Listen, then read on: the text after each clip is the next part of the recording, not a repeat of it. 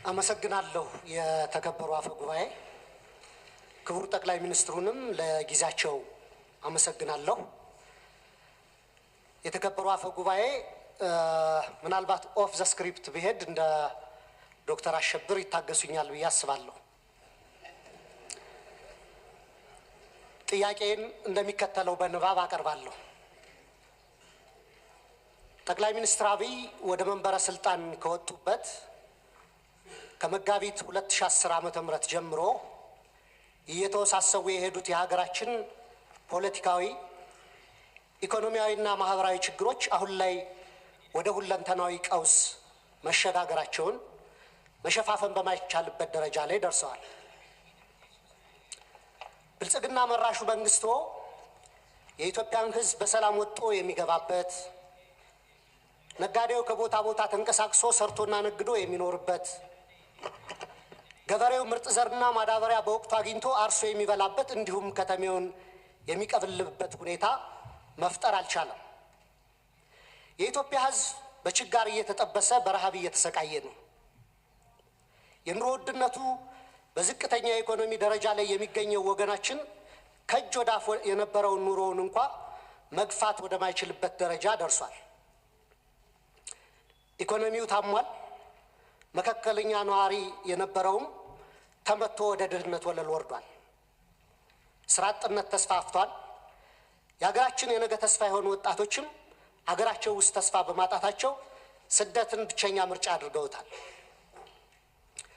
ዜጎች በጸራራ ፀሐይ ይታገታሉ። በሚሊዮን ብር ይጠየቅባቸዋል።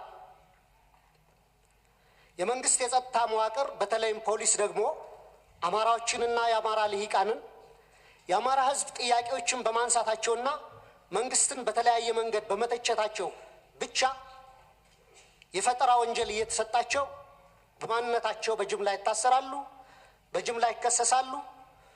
ፍርድ ቤትም ነፃ ሲላቸው ፖሊስ ግለሰቦችን አስሮ ያቆያል። የኢትዮጵያ መልካ ፖለቲካ በሙሉ ያዳረሰ በሚባል ደረጃ ሀገራችን ሁሉም አካባቢዎች የደም ምድር ሆነዋል። ሙሉ አማራ ክልል አዲስ የጦርነት ቀጠና ተደርጓል። ከፊል ኦሮሚያ ክልል የጦርነት ቀጠና ሆኖ ባጅቷል። ትግራይ፣ አማራና አፋር ፋይዳ ባልነበረው የብልጽግናና የህወሓት የስልጣን ጦርነት ምክንያት ደቋል። ቤንሻንጉል፣ ጋምቤላ፣ አብዛኛው የደቡብ ኢትዮጵያ አካባቢዎችም ከሌሎች የተለየ አይደለም። በማህበራዊ ዘርፉም ቢሆን ወንጀል ተበራክቷል። ከ200 ሺህ በላይ ሰዎች ወይም ዜጎች በመንግስት ቤታቸው ፈርሶ ጎዳና ላይ ወድቋል። እንደ ብልጽግና ሹማምንት አባባል ህጋዊ ደሃ ተደርገዋል። በሚሊዮን የሚጠጉ ዜጎችም በሰሜኑና በምዕራቡ የሀገራችን ክፍሎች በነበረው ጦርነትና ማንነት ተኮር ጥቃቶች የውስጥ ተፈናቃይ ሆነው የሰቆቃ ኑሮ ይገፋሉ። ባለፉት 5 ዓመታት በሚሊዮን የሚቆጠሩ ዜጎች ህይወታቸውን ተነጥቀዋል። ለዚህ ሁለንተናዊ ሀገራዊ ምስቅልቅል ቀውስና ውድመት ወይም ሀገራዊ መክሸፍ ዋነኛ ተጠያቂው የብልጽግና መራሹ መንግስትና የእርስዎ የወደቀ አመራር ወይም ፌልድ ሊደርሽፕ ነው። ገዢው ፓርቲ በነቢብ ብልጽግናን አመጣለሁ እያለ ቢብል ቢገዘትም በተግባር ለኢትዮጵያ ህዝብ ያመጣለት ግን ጉስቁልና ሆኗል። ብልጽግና ሀገርን ከቀውስ ማውጣት ካልቻለና ዋነኛ ተቃዋሚ ፓርቲዎችም የብልጽግና ወይም ያገዛዙ አገልጋይ በመሆናቸውና የችግሩም አካል በመሆናቸው ከፓርቲዎቹ የሚጠበቅ መፍትሄ አይኖርም። ክቡር ጠቅላይ ሚኒስትር፣ ለወደቀው የእርሶና የብልጽግና ፓርቲው አመራር መፍትሄው ምንድን ነው? የሀገራዊ ቀውስ መፍትሄ አፈላላጊ ጉባኤ እንዲዘጋጅ አድርገው ሳይረፍድ ለሀገራዊ ቀውሱ መፍትሄ መላ ቢበጅ አይሻልም ወይ?